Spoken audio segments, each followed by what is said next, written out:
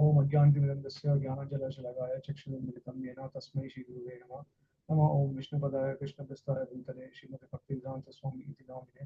नमस्ते सर्वभूतदेवे गौरवाणी प्रचारिणे निर्विशेष शून्यवादी पाश्चात्यदेशतारिणे। जय श्री कृष्ण चैतन्य प्रभु नित्यानंद श्री अद्वैत गदाधर शिवासदि गौर भक्तवृंदा। हरे कृष्ण कृष्ण कृष्ण हरे हरे, हरे राम राम राम हरे हरे।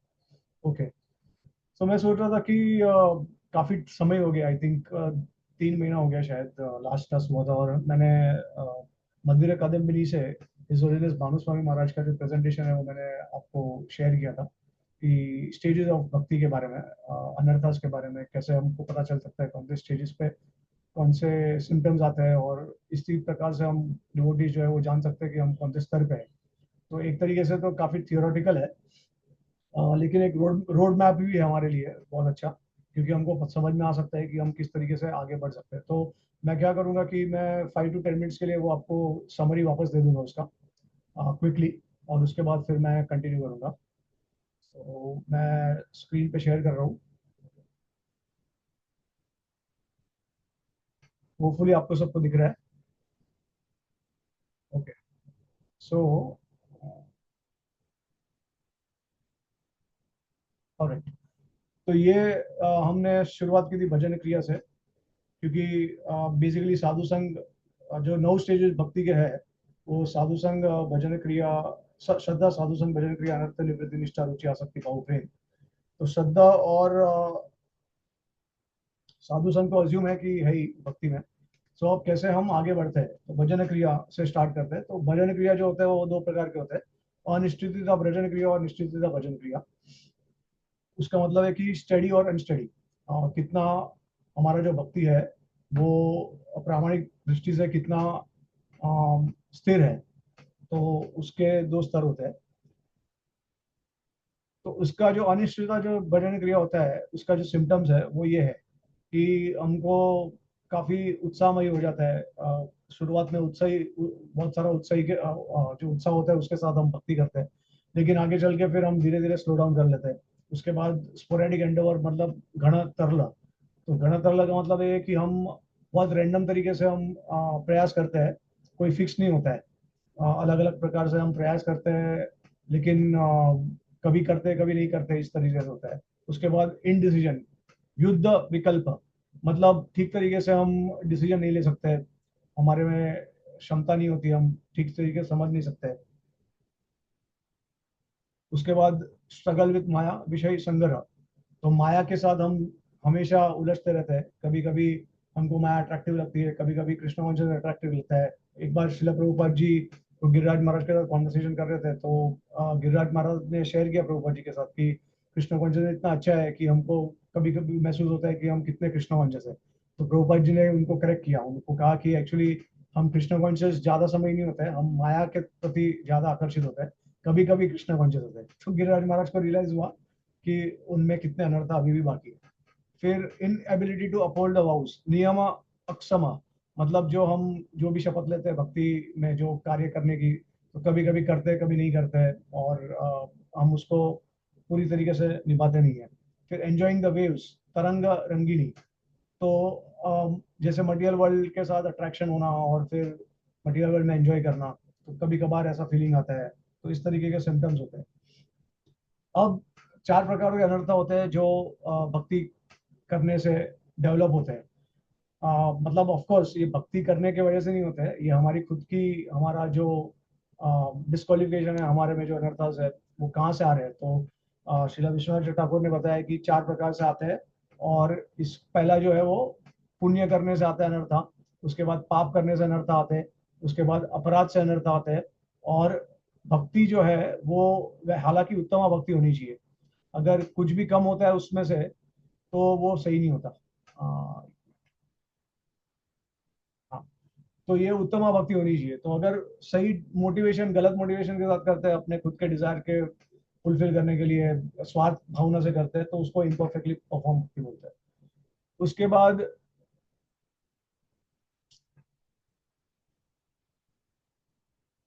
ओके, सो अभी the anarthas arising from previous simple activity. तो अगर हम कुछ पाप करते हैं भक्ति करते समय, तो उसके वजह से क्लेश उत्पन्न होते हैं, और इसके वजह से हमारे भक्ति को वो अस्थिर करता है। उसके बाद फिर सिर्फ पाप से नहीं, लेकिन पुण्य से भी आता है। जो भी अनर्थ होता है वो पुण्य से भी आता है। तो पुण्य से कभी कभी ऐसा लगता है कि हमको मुक्ति चाहिए या फिर हमको स्वर्ग लोक की प्राप्ति चाहिए। उसका मतलब है सेंस ग्रेटिफिकेशन। तो कभी कभी भक्ति करते करते पायस एक्टिविटी से भी अनर्था डेवलप हो सकते हैं। अनर्था अराइजिंग फ्रॉम अपराध। सो सबसे भयंकर अपराध जो अनर्था होता है वो अपराध से आता है। तो अपराध यहाँ से जो हम इसको हम कहते हैं जनरली नाम अपराध, क्योंकि जो सेवा अपराध होते हैं तो वो तो बहुत सारे होते हैं, लेकिन नाम अगर हम कॉन्स्टेंटली चैंट करते हैं तो सारे जितने भी सेवा अपराध होते हैं नष्ट हो जाते हैं अपने आप धीरे धीरे करके। अनकॉन्शियस अपराध is remove by constant chanting. जैसे मैंने आपको कहा कि अगर हम गलती से अपराध कर बैठते हैं या अनइंटेंशनली किसी का अपराध करते हैं तो वो नष्ट हो जाते हैं कॉन्स्टेंट चैंटिंग करने से। और कॉन्शियस अपराध जो होते हैं, जानबूझ के जो अपराध करते हैं भक्तों के प्रति, वो काफी मुश्किल से जाते हैं। तो उसका एक प्रोसीजर भी है जिससे हम वो अपराध से बच सकते हैं, वो मैं आगे इसका चर्चा करूंगा। तो साधु निंदा एनिमोसिटी टू द वैष्णवस।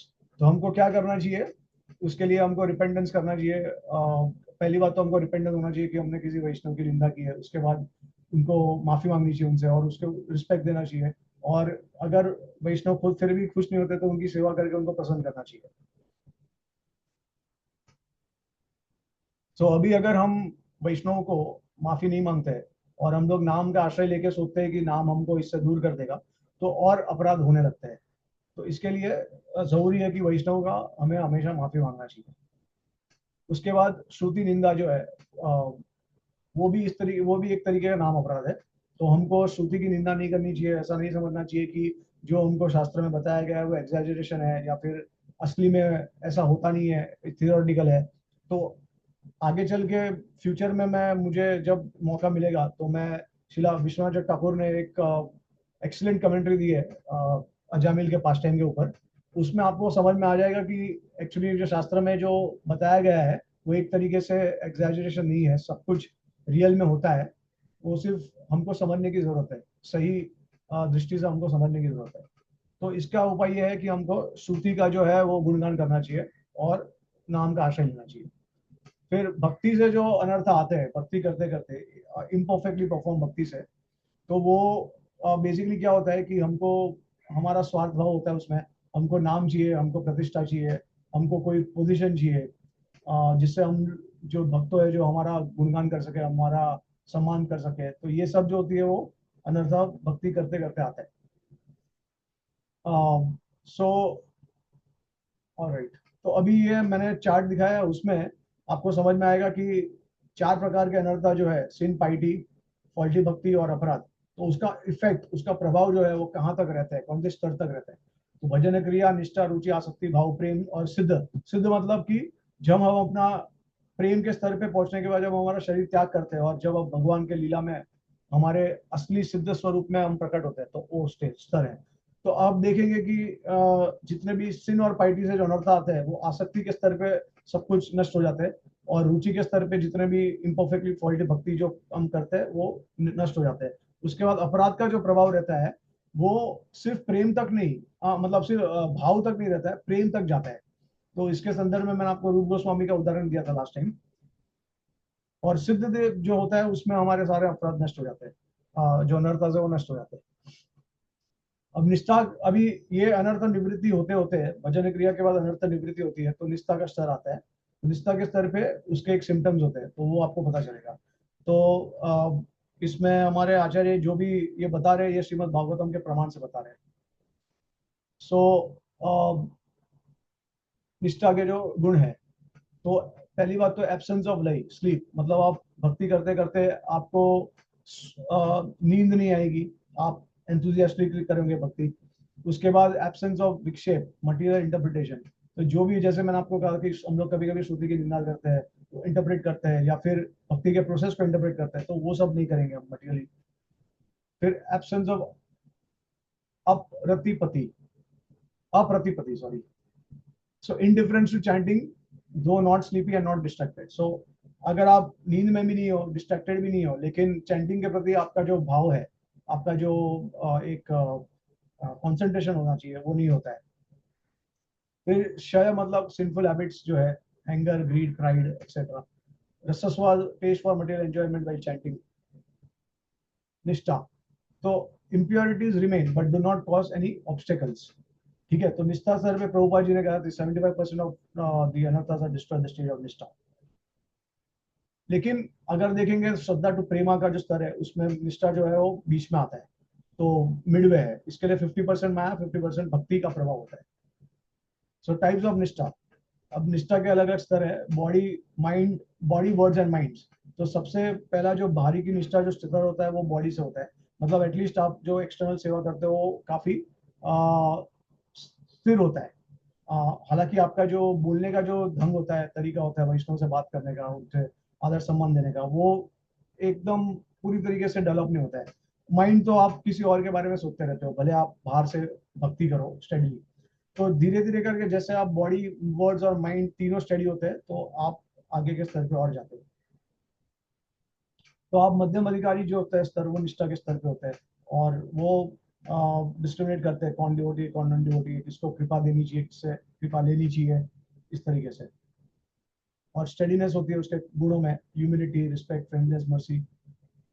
अब steadiness in qualities does not mean that it is steadiness in bhakti. तो ये बहुत जरूरी है, क्योंकि कभी हम भी बहुत बार ऐसा होता है कि बहुत सारे भक्तों में अच्छे अच्छे गुण होते हैं, लेकिन हम देखते हैं कि अच्छे गुण है लेकिन उनकी भक्ति, मतलब भगवान के प्रति जो उनका incarnation, I mean sorry, the attraction होता है, तो वो इतना ज्यादा नहीं होता, स्ट्रांग नहीं होता है। तो उनका जो श्रवणम कीर्तन होता है, स्मरणम होता है, वो इतना ज्यादा नहीं होता है।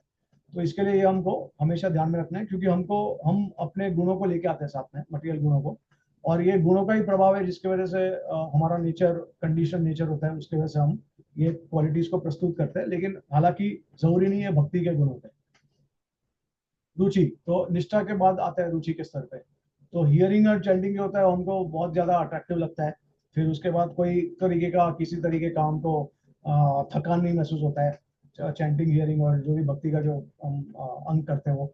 उसके बाद रुचि जो होते हैं वो बहुत आसानी से भक्ति के प्रति एडिक्शन हो जाता है हमको। सो रुचि दो टाइप के होते हैं। एक तो रुचि जो बेस्ड होता है एक्सटर्नल चीजों पे, जैसे फॉर एग्जांपल अगर म्यूजिक अच्छा है हरे कृष्ण महामंत्र का कीर्तन में, तो हमको ज्यादा रुचि आती है। तो उसका मतलब है कि बेसिकली ये हमारा जो रुचि है वो थोड़ा नीचे का स्तर का है। ऊपर के स्तर का रुचि ऐसा होगा कि independent of external factors, purely focused on the holy name और द अंगास ऑफ भक्ति। सो रुचि में वो ऐसा होता है कि हम काफी लेमेंट करते हैं हमारा जो पिछला कंडीशन या फिर अभी का जो स्तर है, मतलब ह्यूमिलिटी आ जाता है। फिर hearing and chanting association of devotees में होता है, मटेरियल एंगेजमेंट्स को हम ज्यादा से ज्यादा निग्लेक्ट करते हैं, रिजेक्ट करते हैं, और हम लोग ज्यादा से ज्यादा धाम के आश्रय में जाने की कोशिश करते हैं। सो आसक्ति, अभी आसक्ति जो है वो बेसिकली, देखिए ये पूरा एक पेड़ के समान है। तो पेड़ में सबसे पहला जो आता है बड़ आता है, उसके बाद धीरे से वो बाद में फ्लावर बन जाता है, और फ्लावर के बाद फिर उसका फ्रूट आता है।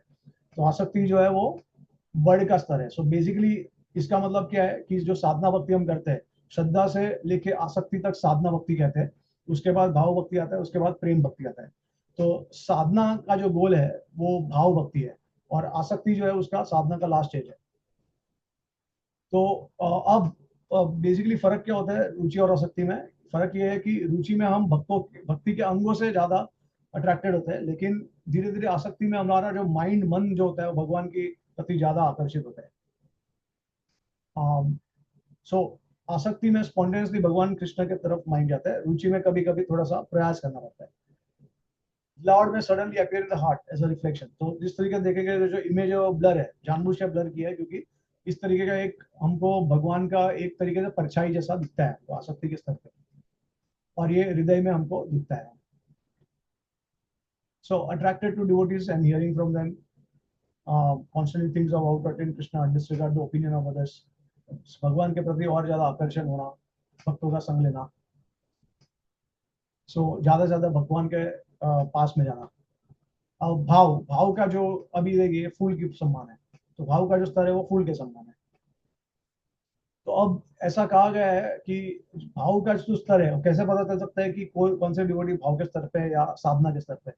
तो ऐसा कहा गया है कि पहली बात तो ये है कि भाव के स्तर पे भगवान की जो लादिनी और सांबित शक्ति है, जो अंतरंग शक्ति है, वो हमारे हृदय में प्रवेश करती है। तो ये सबसे प्रमाण है, क्योंकि कभी कभी बहुत लोग भाव प्रकट करते हैं, बाहर के लोग भावुकता में आके वो बहुत भाव प्रकट करते हैं, लेकिन वो भाव जो होता है वो स्थिर नहीं होता है वो। और इस तरीके से भगवान की जो शक्ति होती है अंतरंग, वो उनमें होती नहीं है। तो ये बहुत बड़ा फर्क है। तो भाव से क्या होता है, बहुत ज्यादा आनंद प्राप्त होता है, और हमारा जो अहंकार है वो नष्ट हो जाता है। जो अविद्या से अस्मित, मतलब अहंकार का कारण अविद्या है। अविद्या से अस्मित राग द्वेष अभिनिवेश एक्शन और फिर कर्म। तो जो कर्म करते हैं वो फाइनली अविद्या का रूट कॉज है, और हमारा भाव स्तर पे आने के बाद हमारा अहंकार संपूर्ण तरीके से नष्ट हो जाता है। तो इसका जो कैरेक्टरिस्टिक्स है, अभी जैसे साधना भक्ति में दो गुण थे। वो एक थी कि क्लेशाग्नि और शुभदा, ऑस्पिशियसनेस और सारे जितने भी कर्म होते हैं उसका नाश होना। और भाव भक्ति में और दो गुण ऐड होते हैं। उसका क्या होता है प्रभाव, कि जो भक्ति होती है बहुत सुदृढ़ होती है, बहुत रेयर होती है, और मोक्ष जो है वो हमको एकदम तुच्छ लगने लगता है। So liberation with destruction of अविद्या। तो भाव is equal to bliss. So भाव attracts Krishna. Devotees become more attracted to Krishna.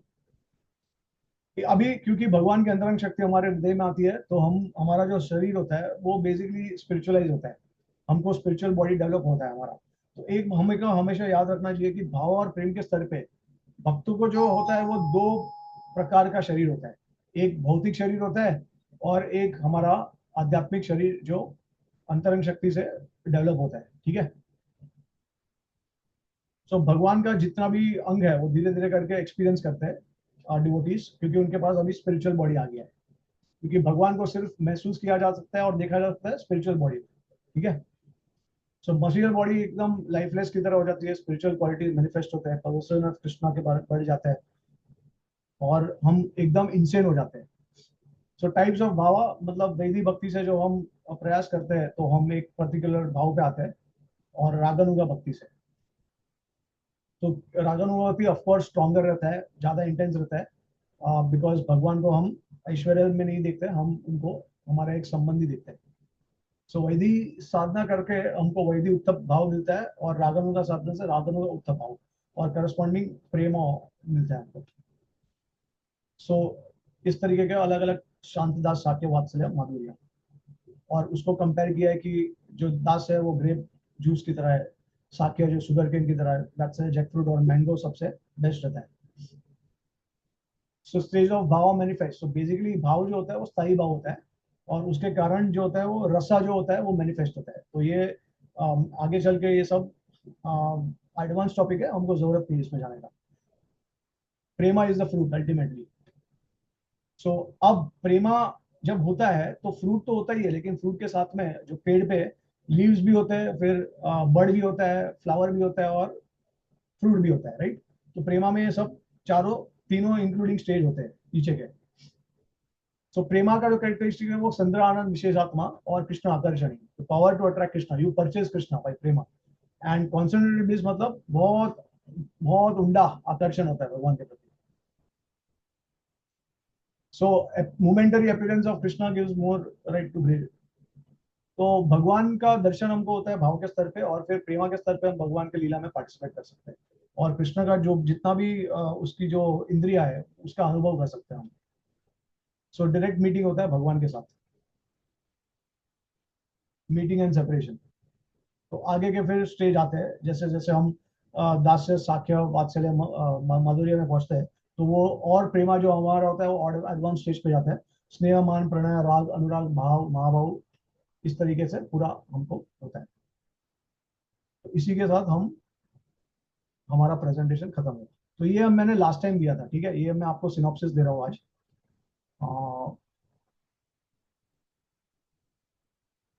Okay. So अभी मैं आपको इसके बारे में बताऊंगा। ओके।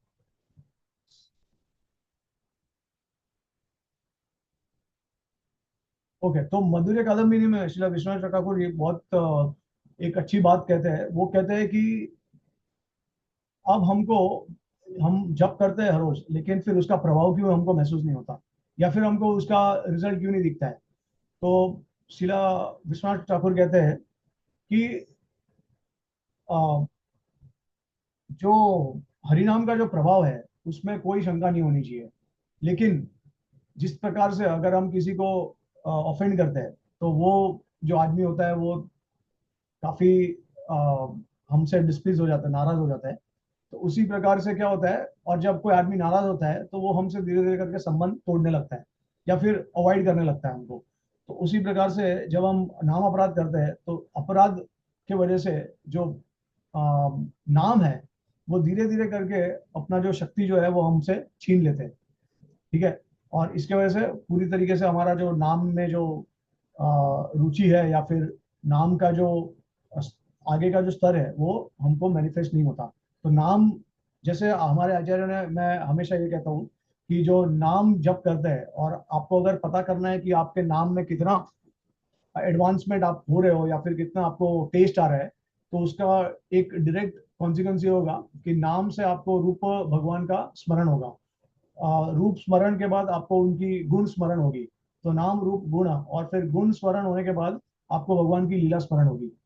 ठीक है, नाम रूप गुण लीला, ये आचार्य, सारे जितने भी आचार्य है, इन्होंने यही हमको बताया है और कुछ नहीं बताया है।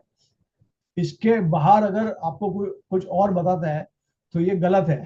ठीक है, ये हमारे शिला प्रभुपाद जी से लेके जितने भी आचार्य है, सबने यही बताया है, नाम रूप गुण लीला। तो ये जो टेस्ट आएगा वो बेसिकली आपको धीरे धीरे आगे इसमें लेके जाएगा। अगर ये नहीं हो रहा है, उसका मतलब कहाँ पे तो प्रॉब्लम है। तो इसके लिए हमने इसके बारे में काफी चर्चा की है कि किस तरीके से श्रवणम जो है वो बहुत जरूरी है। प्रभुपाद जी बताते हैं तात्पर्य में श्रीमद् भागवतम के, कि श्रवणम, जितने भी नवविधा भक्ति है उसमें से श्रवण सबसे श्रेष्ठ है। क्योंकि श्रवणम अगर नहीं होगा ठीक से, तो दूसरे भक्ति के कोई भी अंग है वो हम ठीक से नहीं कर सकते। इसके लिए श्रवणम है, इसी के लिए हम गुरु है, हमारे गुरु है। वरना सारा ज्ञान जो है वो शास्त्र में दिया है। होली नेम, हरिनाम के बारे में शास्त्र में वर्णन है। आप हरिनाम ले लीजिए, आप चैंट कर लीजिए, गुरु की क्या आवश्यकता है? तो गुरु की आवश्यकता इसी की वजह से, क्योंकि जो ज्ञान प्रदान करने वाले होते हैं वो गुरु होते हैं। तो श्रवणम इसके लिए उसका बहुत ज्यादा महत्व दिया है। यहाँ तक कि भक्ति सिद्धांत ठाकुर ने तो ये कहा है कि श्रवणम जो है वो, जिस प्रकार से भगवान श्री कृष्ण की लादिनी शक्ति राधा रानी है, तो कृष्ण का जो नाम है उसकी लादिनी शक्ति जो है वो श्रवणम है। तो बिना राधा रानी के तो हम भगवान कृष्ण को कभी अप्रोच नहीं करते। तो इसी प्रकार से श्रवणम के बिना कीर्तन में कभी हमको रुचि आ नहीं सकती है। तो ये हमको समझना है आचार्यों के द्वारा। ओके, तो coming back to Vishwanath Thakur commentary. तो हाँ, फिर वो बताते हैं कि यही कारण है, ये एकमात्र कारण है अपराध, जिसके वजह से जितने भी अनर्थास है वो आते हैं, जितने भी पाप होते हैं हम करते हैं, और जितने भी भक्तों की निंदा है वो हम करते हैं। अगर हम देखेंगे शास्त्र को, पढ़ेंगे श्रीमद् भागवतम के स्टोरीज में भी अगर देखेंगे, तो जैसे जड़ भारत है, तो उनको उनको क्यों सजा मिली, उनके साथ उनका क्यों पतन हुआ? तो उसका कारण क्या है, श्रीमद् भागवतम में हालांकि दिया नहीं है, लेकिन जीव गोस्वामी उनके संदर्भ में बताते हैं कि पिछले जन्म में उन्होंने कोई ऐसा अपराध किया है जिसकी वजह से उसका परिणाम अभी तक भुगत रहे हो। उसके बाद the story of Nriga the lizard, जब भगवान की लीला में ऋगा जो थे वो एक लिजर्ड बन के आए थे, चिपकली, तो वो कारण क्या था? तो जीव गोस्वामी यही बताते हैं कि उन्होंने पिछले जन्म में कोई, सॉरी, यही जन्म में उन्होंने अपराध किया था। और अपराध क्या था उनका?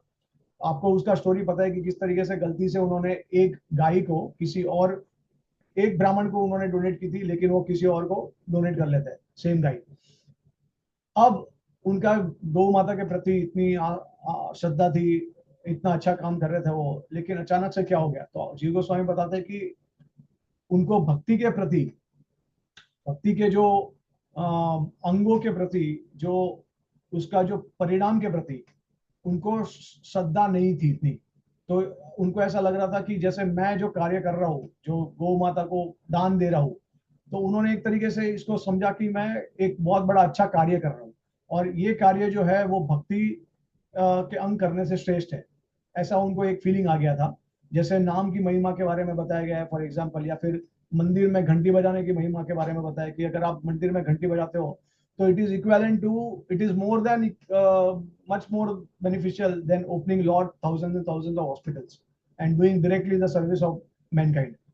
तो उनको ऐसा लगा कि इसमें इतना क्या, मतलब घंटी बजाने से, या फिर मतलब मैं जो उदाहरण दे रहा हूँ कि भक्ति के जो अंग है उसमें इतना थोड़ी पोटेंसी हो सकता है, मतलब ये तो साक्षात मैं देख रहा हूँ कि मैं किसी की मदद कर रहा हूँ।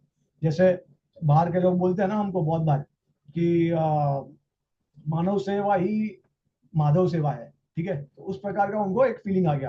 तो उन्होंने नाम के प्रति अपराध कर लिया था, भक्ति के प्रति अपराध हुआ था, इसके वजह से वो उनको भगवान लिजर्ड का फॉर्म मिला, ठीक है। अब हालांकि श्रील सनातन गोस्वामी बृहद भागवत अमृत में तात्पर्य में, अब ये गोपी परंदन प्रभु शेयर करते हैं या ये सनातन गोस्वामी का है वो मुझे चेक करना है, लेकिन वो बहुत इंटरेस्टिंग चीज बताते हैं कि भरत महाराज का उदाहरण है या फिर चित्रकेतु महाराज का उदाहरण है या किसी का भी आप उदाहरण ले लीजिए, और उनके बारे में हमको पता भी है कि उन्होंने अपराध किए थे, ठीक है, लेकिन वो कहते हैं कि ये सब भगवान का एक लीला था। तो ये सिर्फ महान लोग होते हैं, जो भगवान के जो बड़े बड़े भक्त लोग होते हैं, वो कभी कभी इस तरीके का लीला करते हैं हमको सिर्फ सिखाने के लिए, ठीक है। तो एनीवेज पॉइंट ये है कि केवल अपराध की वजह से ही सारा सब कुछ होता है और कोई कारण नहीं है, ठीक है। ये हमको समझना बहुत जरूरी है। किसी में भी शायद आपको ऐसा लगता होगा कि मैंने क्या अपराध किया है, लेकिन ऐसा भी हो सकता है कि पिछले जन्म में या फिर ये जन्म में पास्ट में आपने कभी किसी का अपराध किया हो या नाम का अपराध किया हो, या तो ऐसा कुछ ना कुछ कारण निकलता है जिसके वजह, ये अपराध की वजह से सारा सारा जो भी अनर्थ होता है वो धीरे धीरे करके आगे डेवलप होता है। एनीवेज ओके, तो विश्वनाथ ठाकुर कहते हैं कि ठीक है, अगर इस तरीके का भी अगर अपराध है या कोई प्रकार का कठिनाई है, फिर भी नाम में इतनी शक्ति है, भक्ति में इतनी शक्ति है कि यमदूत जो होते हैं वो हमको छू भी नहीं सकते हैं। तो अगर हम नाम अपराध के साथ भी अगर हम जप करते हैं तो यमदूत में इतनी शक्ति नहीं है कि भक्तों के पास आ सके। हालांकि विश्वनाथ ठाकुर ये भी कहते हैं कि भक्तों को सपने में भी कभी यम नहीं दिखते हैं, इतना नाम में शक्ति है अपराध करते करते हुए भी। सो ये बहुत उन्होंने एक अच्छी इंस्पायरिंग चीज शेयर की है। अब शिला रूप गोस्वामी उनके स्तव माला में बताते हैं कि नाम का जो होता है वो दो फॉर्म होता है, एक एक वाच्य रूप होता है और एक वाचक रूप होता है। तो अब क्या है दोनों में भेद? वो कहते हैं कि वाच्य रूप जो है नाम का वो बेसिकली सच्चिद आनंद स्वरूप है नाम का, eternal knowledge and blissfulness of the name. जैसे कृष्णा जो है उसका एक अपना पर्सनालिटी है और उसका एक सच्चिदानंद विग्रह स्वरूप है, उसी प्रकार से नाम जो है उसका एक सच्चिदानंद स्वरूप है। तो ये होता है वाच्य, और दूसरा होता है वाचक। तो वाचक का क्या मतलब है कि जो हम the collection of the syllables of the holy name, मतलब जैसे कृष्णा, गोविंदा, तो ये जो सिलेबल्स होते हैं, जो साउंड वाइब्रेशन होता है, जब उसका हम उसको हम बोलते हैं तो उसको बोलते हैं वाचक। तो वो रूप गोस्वामी कहते हैं कि वाचक जो है वो बहुत ज्यादा कृपालु है वाच्य से, और वो कहते हैं कि वाच्य का अपराध करने के बावजूद, हमने करोड़ों समय हमने वाच्य का अपराध किया होगा, लेकिन वाच्य भगवान का जो वाचक है, जो नाम साउंड वाइब्रेशन है, वो उससे भी ज्यादा दयालु है। सो तो विष्णु यमल में वो कोट करते हैं, सॉरी ये बलदेव विद्याभूषण बताते हैं उनके कमेंट्री में, रूप गोस्वामी के स्तवमाला में वो बताते हैं कि विष्णु यमल को कोट करते हैं कि जो मेरा नाम में नाम लेता है, जो मेरा कीर्तन करता है श्रद्धा के साथ, वो वो उससे मैं क्षमा कर देता हूँ, अगर वो चाहे वो 10 मिलियन अपराध भी करे या ना करे, ऐसा है। तो ये बहुत एंकरेजिंग है जो श्रीला बलदेव विद्याभूषण हमको बताते हैं। उसके बाद बलदेव विद्याभूषण ये भी बताते हैं वो इस तवमाला में आगे चल के कि नाम जप करने से हमारे 32 सेवा अपराध जो है वो अपने आप नष्ट हो जाते हैं। हमको कुछ ज्यादा प्रयास करने की जरूरत नहीं है, सिर्फ यही करने से सब कुछ नष्ट हो जाता है। सो हाँ, लेकिन वो कहते हैं कि हमको नाम कॉन्स्टेंटली लेना चाहिए, तब जाके अभी। और फिर बाद में पद्म पुराण का भी श्लोक कोट करते हैं वो, कि if somehow or other one accidentally commits offenses, we should constantly chant the holy name. We should fully surrender to the name. Holy name removes the sins even of those who chant offensively, provided they chant constantly. The holy name gives all results. Padma Puran में mention है. Forgive the committed offenses. One should constantly chant while avoiding the offenses. तो ये पद्म पुराण को coat करते हुए बलदेव विद्याभूषण बताते हैं कि सिर्फ कांस्टेंट चैंटिंग करने से हम अगर अपराध भी करते हैं, और ऑफ कोर्स ये भी बताया गया है उन्होंने कि अपराध नहीं करना चाहिए हमको, लेकिन अगर अपराध हो भी जाता है तो कांस्टेंट चैंटिंग करने से धीरे धीरे करके सारे अपराध दूर हो जाते हैं अपने आप। और मैंने आपको मधुर कादम्बिनी से बताया है कि किस तरीके के अपराध दूर होते हैं। तो वैष्णव निंदा को छोड़ के और committing since on the strength of holy name, इसको दोनों को छोड़ के जितने भी अपराध होते हैं, 8 अपराध है, वो सब अपने आप नष्ट हो जाते हैं। सेवा अपराध जो है वो भी अपने आप नष्ट हो जाते हैं। हाँ, अब प्रश्न ये है कि कांस्टेंट चैंटिंग का मतलब क्या है। कांस्टेंट चैंटिंग का मतलब ऐसा नहीं है, एक जगह पे शिला विश्वनाथ ठाकुर उसको क्लैरिफाई करते हैं कि ऐसा नहीं है कि हर एक सेकंड, हर एक मोमेंट, क्योंकि फिर ये तो फिर कभी कभी क्या होता है, भक्तों को सेवा होती है तो कभी कभी वो भूल सकते हैं नाम जप करना। तो वो कहते हैं कि रेगुलेटिव मेथड से अगर हम जप करें भगवान के नाम का, रेगुलेटिव का मतलब है कि हर रोज, जैसे शिला प्रभुपाद जी ने हमको 16 माला दिया है, तो अगर हम 16 माला हर रोज करें तो उसको हम बोल सकते हैं कॉन्स्टेंट चैंटिंग, और जितना ज्यादा हो सकता है उतना अच्छा होता है। ठीक है, तो नाम का ये महिमा है। अब शिला प्रभुपाद जी क्या बोलते हैं नाम के एब्सोल्यूट नेचर के बारे में। तो ये मैंने हमारे ग्रुप में भी शेयर किया था। शिला प्रभुपाद जी का मध्य लीला का 4थे अध्याय का 125 श्लोक है, उसका परपट में वो बताते हैं कि although Madhavendra Puri was not interested in eating and sleeping, his interest in chanting the Maha Mantra was as acute as if he were an aspiring transcendentalist rather than a Paramahamsa. This means that even in Paramahamsa stage, one cannot give up chanting. Haridas Thakur and the Goswamis were all engaged in chanting a fixed number of rounds. Therefore, chanting on beats is very important for everyone, even though one may become a Paramahamsa. This chanting can be executed anywhere, either inside or outside the temple. Madhavendra Puri even sat down in a vacant marketplace to perform his chanting. As stated by Srinivas Acharya in his praise to the Goswamis, a Paramahamsa devotee is always engaged in chanting and rendering service to Lord. Chanting the Holy Lord's holy names and engaging in his service are identical. अब देखिए ये बहुत महत्वपूर्ण है, क्योंकि जब हमारे नाम में रुचि बढ़ती है, हम आगे बढ़ते हैं नाम में, हमको जब बहुत सारा टेस्ट आता है, तो नाम जब करना, नाम चैंट करना, it become equivalent to serving the holy name. तो शिला प्रभुपाद जी क्या बताते हैं, chanting the Lord's holy names and engaging in his service are identical, as stated in the Srimad Bhagavatam. There are 9 kinds of devotional service. सबको पता है नवविधा भक्ति।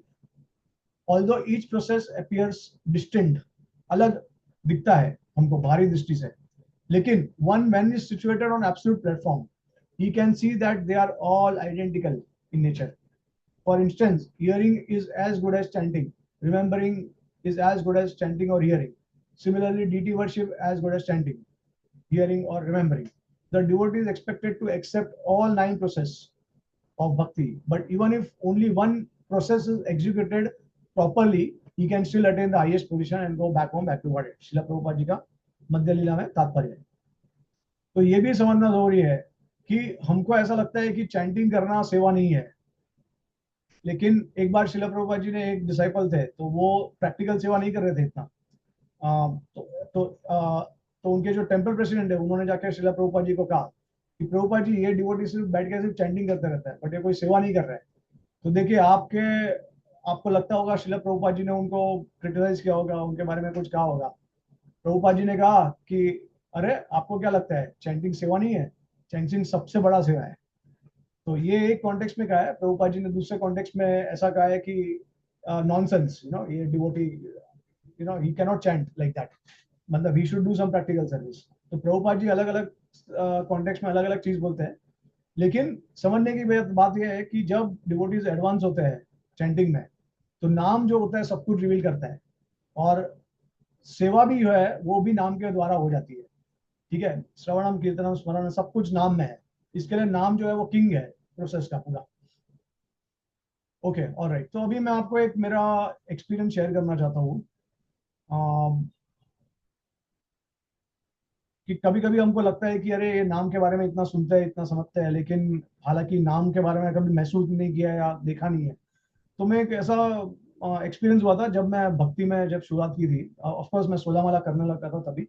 लेकिन गेंसविल में जब मैं था, यूएस में, फ्लोरिडा में, तो जैसे आपको पता होगा कि स्टूडेंट्स होते हैं तो हम लोग को काम भी करना पड़ता है बाहर, पार्ट टाइम कुछ तो जॉब करके, ताकि हम लोग कुछ कमा सके और फिर चला सके हमारे रेंटेड अपार्टमेंट से या फिर जो भी खर्चा है वो। तो मैंने एक मोटल में ले लिया था जॉब। और अ, मैं मोटल में ऐसा हो गया था कि उन्होंने मेरे को स्टार्टिंग में थोड़ा सा ट्रेनिंग दिया था, मतलब बताया था कि किस तरीके से कोई अगर कस्टमर आता है तो उसको कैसे हैंडल करना है, क्या करना है, क्या है जो भी। बट मेरा ऐसा बहुत बार ऐसा होता था, मेरा ध्यान नहीं होता था। तो एक बार ऐसा हो गया था कि ओनर घर, वो भी गुजराती था। और वो घर पे, उसके घर पे ही था। और उन लोग क्या करते हैं कि उनका एक क्या कहते हैं, एक कॉटेज जैसा घर होता है, मतलब बेसिकली उनका एक बड़ा घर होता है, उसमें बाहर ही वो लोग एक पॉच बनाते हैं और वो ऐसा बालकनी जैसा क्रिएट करके वो जैसे, क्या इसको बोलते हैं, मैं भूल गया। जैसे होटल, मोटल्स, हाँ मोटल्स में ऐसा होता है कि कॉटेजेस जैसे ऐसे अलग अलग रूम्स होते हैं। और ओनर जो होता है वहीं पे रहता है ज्यादातर, और उसका एक घर पे वो बाहर ऐसा बना लेता है। तो अब ज्यादातर क्या करते हैं वो लोग, एक बुलेट प्रूफ कांच होता है वो रख देते हैं, क्योंकि आपको पता है यूएस में तो शूटिंग वूटिंग बहुत कॉमन है। तो ऐसा रिस्की भी होता है एक तरीके से, क्योंकि रात को अगर कोई आ गया और उसने कुछ ऐसा कुछ किया, तो वो सब बुलेट प्रूफ ग्लासेस होता है। और ऐसा एक होल होता है नीचे, उसे लेना देना जो भी पैसे का होता है या कीज देना होता है या जो भी है। और ऑफ कोर्स दरवाजा खोल के बाहर भी जा सकते हैं, लेकिन ज्यादातर हम अंदर ही रहते हैं। तो ऐसा हो गया था एक बार कि उनके प्रेजेंस में ही मैं दरवाजा लॉक करके बाहर निकल गया। तो और आई थिंक वो भी शायद बाहर थे, तो उन्होंने मेरे को बहुत झाड़ा जब उनको पता चला कि ऐसा हुआ। मतलब काफी उन्होंने ऐसा अपना एंगर प्रकट किया। तो मैं थोड़ा सा ऐसा लाइक डर गया था कि अरे अभी ऐसा नेक्स्ट टाइम नहीं होना चाहिए, वरना ये तो मुझे निकाल ही देंगे, क्योंकि उनका नुकसान होता है अगर ऐसा कुछ होता है तो। तो फिर दूसरी बार अब ऐसा हो गया कि वो लोग वीकेंड में, उनके कुछ फैमिली फंक्शन होते हैं तो वो चले जाते हैं किधर, ज्यादातर संडेज को। तो एक संडे था और इसीलिए ज्यादातर हम लोग वीकेंड में ही काम करते थे वहाँ पे। वीकेंड में 8-10 घंटा हम लोग मोटल में थे। तो एक बार उन्होंने मेरे को वीकेंड में बोला था करने को, तो मैं गया। तो वो सब चले गए थे बाहर, मैं अकेला था पूरा मोटल उनके घर के उसमें। तो ऐसा हो गया कि कुछ तो हुआ और मैं बाहर निकला। और बाहर निकला तो मैंने डोर लॉक कर दिया वापस। और तो मुझे पहले समझ में नहीं आया, लेकिन जब बाहर मैंने फिर खोलने की कोशिश की वापस, तो मुझे समझ में आ गया कि अरे यार मैंने शायद गलती से लॉक कर दिया है। तो मैं बहुत टेंस में आ गया, बहुत एंजाइटी में आ गया मैं, कि अब मैं किसको बोलूँ। और मैं बहुत प्रयास कर रहा था कि मैं ये खोलूँ लॉक किसी तरीके से, और खुल जाए, शायद ऐसा हो जाए। लेकिन खुल नहीं रहा था। फिर मैंने सोचा कि चलो भगवान का नाम का आश्रय लेते हैं। तो नाम जब चालू कर दिया मैंने, और नाम लेते लेते किसी प्रकार से मैं वो खोलने लगा लॉक को। और ऐसा हो गया कि वो लॉक खुल गया एकदम अचानक से। तो ये पहला ऐसा अनुभव हुआ था मुझे कि मिराकल एक तरीके से हो गया था। क्योंकि मुझे, I think I am pretty sure कि मैंने वो लॉक कर दिया था गलती से और मैं बाहर निकल गया था। लेकिन फिर भगवान ने मेरे को बचा लिया। तो ये नाम की महिमा है। कभी कभी ऐसे इंसिडेंट्स डिवोटीज के साथ भी हो सकते हैं, तो ऐसा नहीं है कि नहीं होता है कंप्लीटली, कभी कभार होता है। लेकिन इसका मतलब ये नहीं है कि हम हमेशा मैजिक एक्सपेक्ट करें नाम से या भगवान से, क्योंकि फिर ये मोटिवेटेड डिवोशनल सर्विस हो जाता है। और इसके वजह से हम इसको इतना ज्यादा एम्फेसाइज नहीं करते हैं। सो हम जो एम्फेसाइज करते हैं वो बेसिकली उत्तमा भक्ति, without any unmotivated uninterrupted devotional service है। ठीक है। बट नाम का जो महिमा है, तो उसमें श्रद्धा होना चाहिए हमको, और नाम सब कुछ दे सकता है। और लास्ट पॉइंट मैं ये बोलूंगा कि हमारे आचार्य ने ये भी बताया कि नाम में इतना पावर है, या भक्ति में इतना पावर है, कि हमारे जो प्रारब्ध कर्म होते हैं वो सारे नष्ट कर देता है भक्ति। और कोई भी प्रोसेस नहीं है, ना ज्ञान का प्रोसेस है, ना कर्म का है, ना योग का प्रोसेस, कोई भी प्रोसेस नहीं है, कोई भी पाथ नहीं है जो क्लेम करता है कि प्रारब्ध कर्म को नष्ट कर सकता है। प्रारब्ध कर्म को अगर नष्ट करना है तो आपके शरीर को त्याग करके ही नष्ट होगा, आपके बॉडी को छोड़ के ही होगा वो, अदरवाइज इम्पॉसिबल है। तो सिर्फ भक्ति क्लेम करता है कि वो प्रारब्ध कर्म को नष्ट करता है, और उसका ऑफकोर्स बहुत सारा प्रमाण भी श्रीमद् भागवतम में है। तो ये नाम की महिमा है। अभी नेक्स्ट टाइम मैं आपको विश्वनाथ ठाकुर का एक बहुत बहुत बढ़िया कमेंट्री उन्होंने दी है, काफी विस्तार में है, लेकिन हम प्रयास करेंगे जितना कवर हो सकता है उतना, तो मैं उसके बारे में आपके साथ शेयर करूंगा। तो इसी के साथ मैं कथा को विराम दूंगा, और अगर किसी डिवोटी को कोई प्रश्न या कुछ टिप्पणी है तो शेयर कर सकते हैं। हरे कृष्णा, धन्यवाद।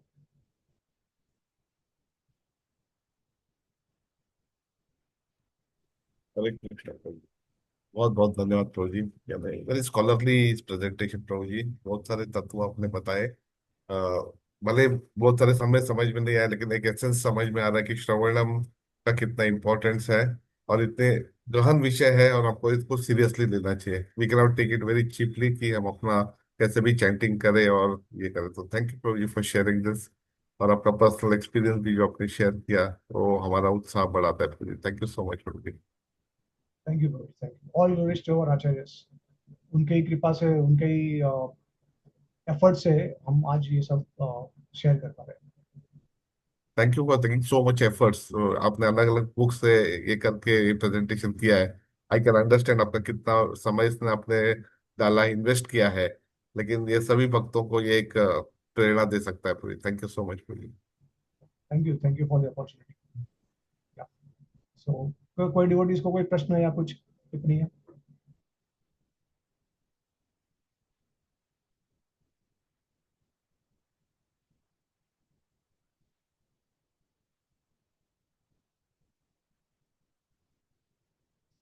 मैंने अनम्यूट किया है, अगर किसी को कोई सवाल हो तो पूछ सकते हैं। मैंने सबको अनम्यूट किया है।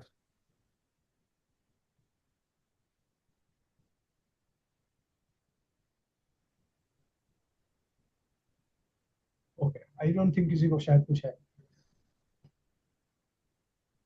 Okay, alright, so thank you all the devotees. पंचाकल्पातरुभ्यश्च कृपा सिंधु पतितानां पावनेभ्यो वैष्णवेभ्यो नमो नमः। वैष्णववृंद की जय, श्रील प्रभुपाद की जय। हरे कृष्ण।